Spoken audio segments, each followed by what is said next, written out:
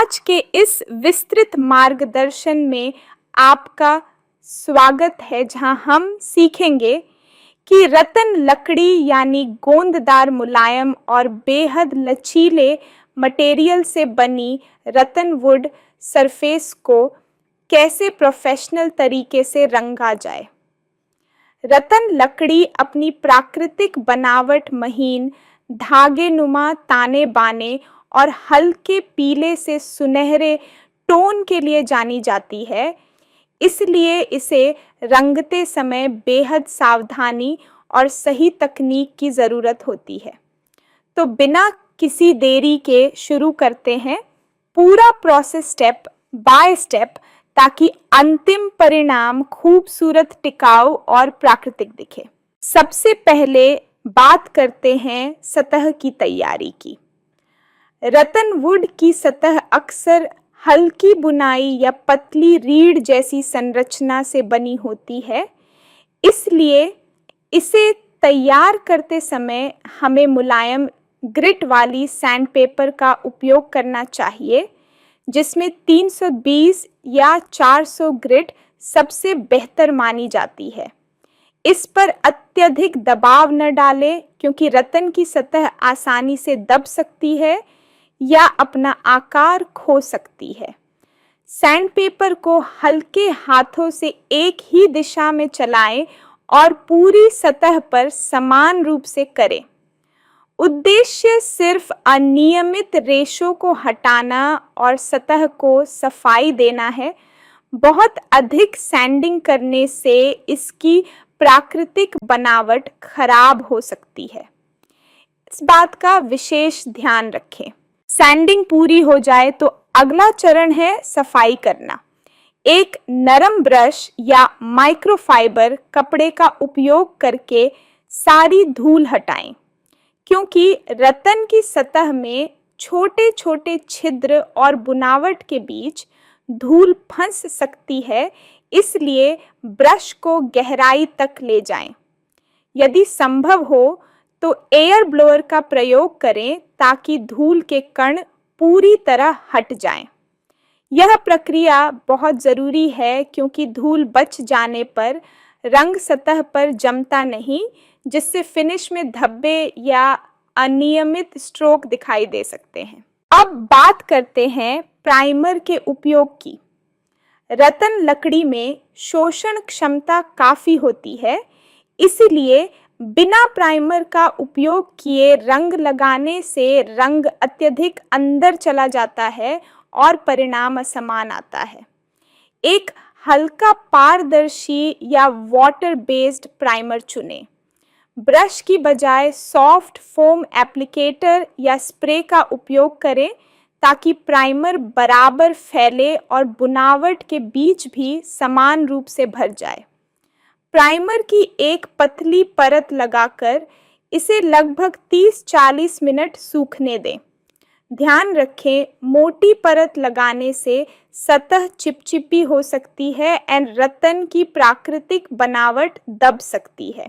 जब प्राइमर पूरी तरह सूख जाए, तब हम मुख्य रंग लगाने की प्रक्रिया शुरू करते हैं। यहाँ आप अपनी आवश्यकता के अनुसार 2 विकल्प चुन सकते हैं: वाटर बेस्ड वुड स्टेन या ओनियल बेस्ड पिगमेंट। यदि आप चाहते हैं कि रत्न का प्राकृतिक हल्का पैटर्न दिखाई देता रहे, तो वाटर बेस्ड स्टेन बेहतर रहेगा। लेकिन अगर आपको गहरा रिच टोन चाहिए, जैसे वॉलनट या टीक, तो ओनियल बेस्ड पिगमेंट एक अच्छा विकल्प होगा।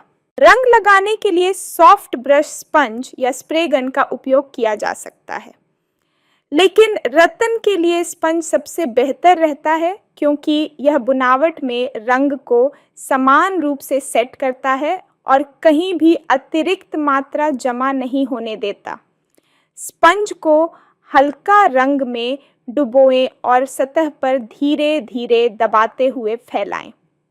रत्न वुड की तंतु संरचना के कारण रंग तुरंत सोख लिया जाता है, इसलिए आपको तेजी से और लगातार काम करना होगा, वरना कुछ जगह गहरे तो कुछ हल्के दिख सकते हैं। पहली परत लगाने के बाद इसे लगभग 20-30 मिनट सूखने दें। फिर सतह को हल्के माइक्रोफाइन सैंडपेपर से टच अप करें ताकि कोई खुरदुरी जगह न बचे। इसके बाद दूसरी परत लगाएं। यदि आपको रंग गहरा चाहिए तो तीसरी परत भी लगा सकते हैं, लेकिन याद रखें कि हर परत बहुत पतली और समान होनी चाहिए। रंग लगाने के बाद आता है सीलिंग का चरण, जो रतन लकड़ी के लिए अत्यंत आवश्यक है। रतन प्राकृतिक रूप से नमी सोखता है और हवा में फैलता सिकुड़ता है, इसलिए स्टेनिंग के बाद एक सुरक्षात्मक परत लगाना जरूरी है। इसके लिए आप matt varnish, semi gloss finish या प्राकृतिक मोम वैक्स का उपयोग कर सकते हैं।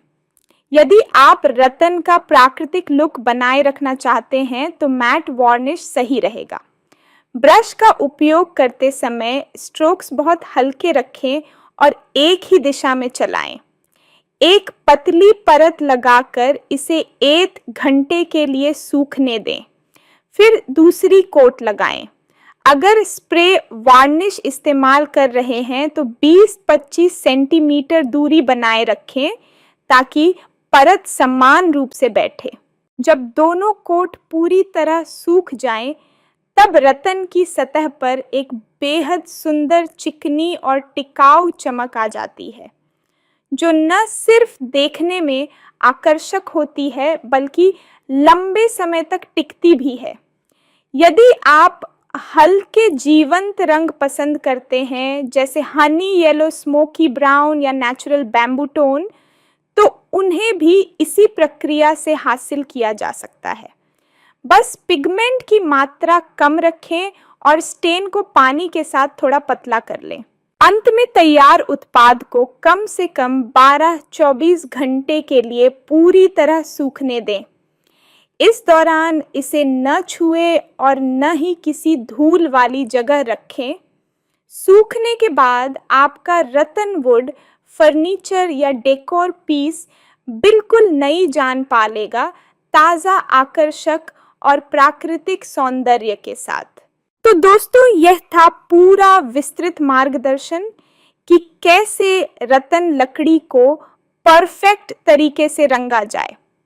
यदि आप इन स्टेप्स को ध्यान से फॉलो करते हैं तो रतन वुड किसी भी इंटीरियर में बेहद शालीन और सुंदर दिखाई देगा।